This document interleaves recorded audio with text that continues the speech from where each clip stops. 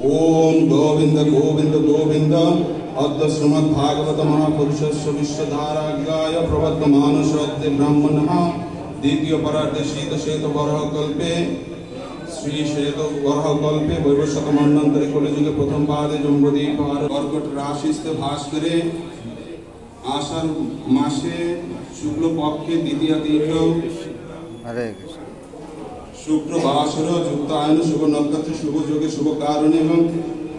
भागवत कर्मणा अश्व जजमनस्य श्रीश्रेय जयपताका स्वामी नामनः सह शिष्य ब्रह्म अच्युत गोत्रस्य कन्या दस्य कांता सौभाग्य कथा যারা যজমান আছেন যারা যজ্ঞকর্তা